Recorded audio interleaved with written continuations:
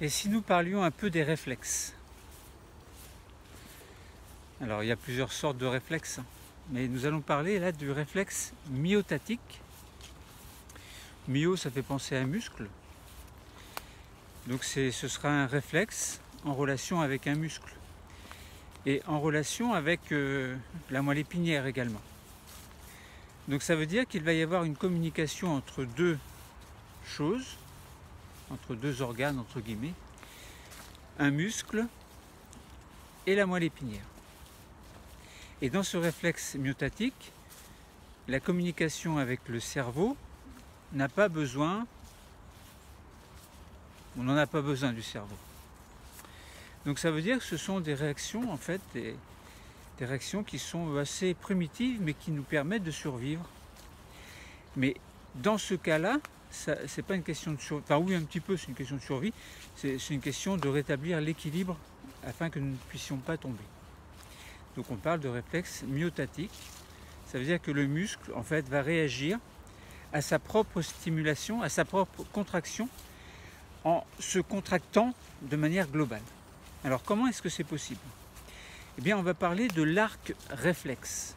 Arc réflexe, ça veut dire qu'on part du muscle, on va à la moelle épinière et on revient au muscle. Ça fait comme un arc. Et on n'a pas besoin, je répète, de passer par le cerveau. Imaginons, donc vous subissez la gravité, hein. Donc imaginons, vous vous penchez en avant et vous décidez de ne pas bouger les jambes. C'est impossible parce que vous allez tomber. Si vous vous penchez trop, vous allez tomber. Mais pour ne pas tomber, qu'est-ce que vous faites? Si vous voulez rester immobile, donc ne pas bouger les pieds, vous avez remarqué que vous contractez quand même les muscles du mollet afin de ne pas tomber.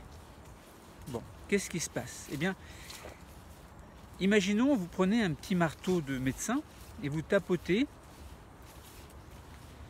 Vous mettez un genou par exemple sur une chaise et le pied, la jambe libre sur le reste de la chaise, votre pied est dans le vide. Et imaginons, vous tapotez sur le tendon d'Achille. Vous savez, c'est le tendon qui relie le muscle du mollet à l'os du pied, en arrière. Qu'est-ce qui va se passer? Eh bien, votre pied va se contracter. Pourquoi est-ce qu'il se contracte? Alors, ce n'est pas le pied qui se contracte, attention, hein, le pied va bouger en fait. Et le muscle va se contracter et le pied va bouger. Alors qu'est-ce qui fait que le muscle se contracte alors qu'au départ il n'est pas contracté? Eh bien, le fait de tapoter avec un marteau de médecin, marteau à réflexe hein, en fait, sur le tendon, va étirer ce tendon. Et le tendon, vous savez qu'il relie le muscle à un os. Et donc si vous étirez le tendon, ça va étirer un récepteur un peu spécial qu'on appelle le fuseau neuromusculaire. Muscle, tendon en relation avec le muscle, mais pourquoi neuro? Pourquoi neuromusculaire? Eh bien parce que vous avez des dendrites d'un neurone sensitif qui sont enroulés autour de fibres musculaires pour constituer ce qu'on appelle un fuseau neuromusculaire. Donc lorsque vous étirez le tendon, eh bien ce fuseau neuromusculaire est étiré aussi. Ce qui fait naître des potentiels d'action et un ensemble de potentiels d'action va constituer ce que l'on appelle un message nerveux. Donc ce message nerveux, il est généré dans la membrane des dendrites. Et ce message nerveux codé en fréquences de potentiels d'action qui ont tous la même amplitude, en fait, ces potentiels d'action, eh bien ce message nerveux va se propager de proche en proche tout le long de la dendrite pour arriver au corps cellulaire du neurone sensitif. Ce corps cellulaire est situé dans les ganglions rachidiens de la moelle épinière évidemment. Parce que le rachis et moelle épinière, c'est pratiquement pareil. Donc notre message nerveux est arrivé au niveau du corps cellulaire du neurone sensitif Un neurone sensitif, c'est un neurone qui conduit un message nerveux sensitif vers un organe moteur, par exemple moelle épinière. Ça pourrait être le cerveau aussi, mais dans notre cas, c'est la moelle épinière. Donc ce message nerveux arrive au niveau du corps cellulaire et se propage, continue à se propager de l'autre côté du corps cellulaire au niveau d'une fibre nerveuse que l'on appelle axone. L'axone donc va continuer, va propager en fait ce message nerveux jusqu'au bout de cet axone, c'est-à-dire jusqu'à une zone qu'on appelle l'arborisation terminale. Et dans cette arborisation terminale, il y a des synapses. Synapses avec le corps cellulaire et ou les dendrites d'un neurone moteur. Et ce neurone moteur a ses corps cellulaires situés dans la substance grise de la moelle épinière. Alors je résume, je simplifie.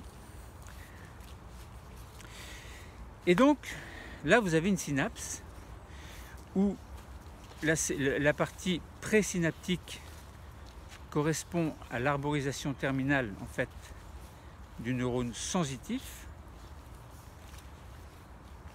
et le côté post-synaptique correspond à la membrane du neurone moteur, donc du motoneurone, de la moelle épinière. Donc il y a au niveau de cette synapse libération de neurotransmetteurs qui vont aller se fixer sur des récepteurs de la membrane post-synaptique, donc du neurone moteur. Cette fixation des neurotransmetteurs sur des récepteurs va induire indirectement la naissance d'un nouveau message nerveux. Mais alors que tout à l'heure le message nerveux était sensitif, maintenant il est moteur. Alors c'est toujours un ensemble de potentiels d'action qui constitue un message. Mais il peut y avoir une petite variation du nombre des potentiels d'action en plus ou en moins. Voilà. Ça veut dire que le message nerveux qui est généré au niveau du neurone moteur, il provient d'une intégration en fait, c'est-à-dire d'une analyse entre guillemets de la part, du corps cellulaire, etc. Bon, ça on ne va pas trop en parler. Quoi qu'il en soit, un message nerveux donc va se propager cette fois-ci le long de l'axone du neurone moteur. Et ce message nerveux codé en fréquence de potentiel d'action va arriver au bout de l'axone, toujours au niveau d'une arborisation terminale, où là vous allez avoir des zones de synapses. Mais alors que tout à l'heure on avait une synapse entre un neurone sensitif et un neurone moteur, là on a une synapse entre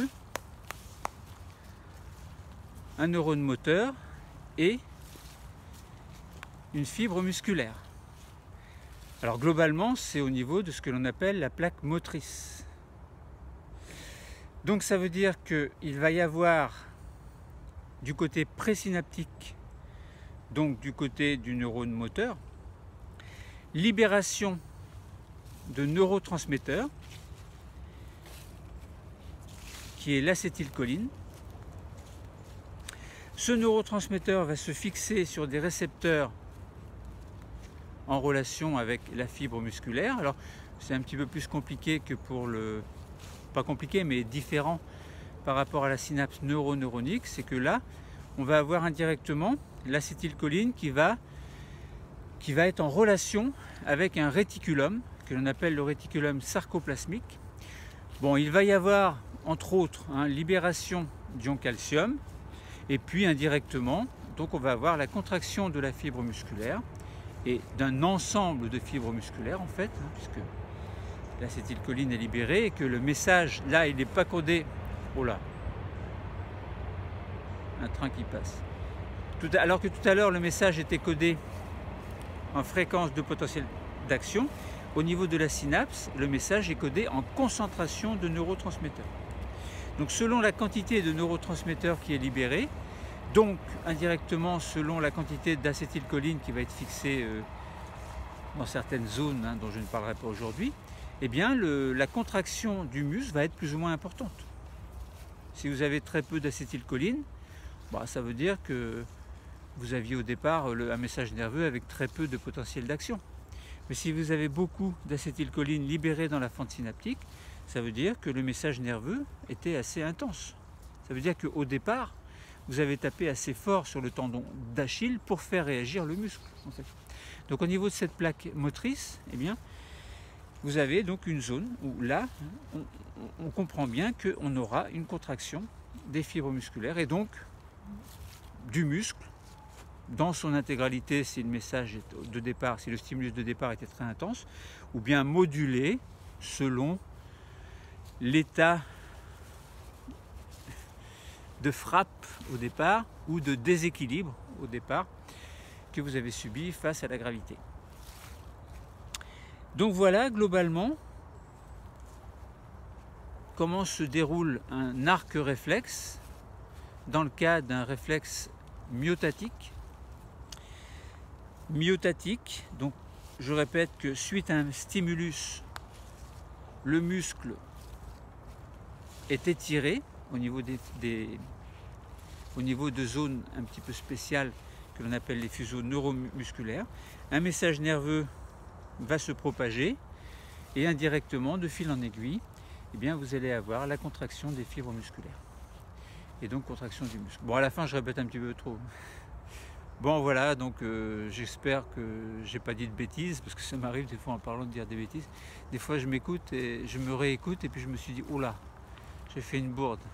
Alors, dans ces conditions-là, si vous voyez que je fais des erreurs, il faut me le dire. Bon, des erreurs peuvent être des tourderies, mais ça peut être par rapport à des connaissances aussi. Peut-être je suis pas, j'ai pas toutes les connaissances, ça peut m'arriver de faire des erreurs. Dans ces conditions, eh bien, dites-le moi, par exemple, si je fais des erreurs, ce serait bien. Bon, et bien voilà, est-ce que j'ai autre chose à dire? Non, moi je vais continuer mon entraînement sportif, je vais faire travailler mes réflexes myotatiques. À bientôt les amis.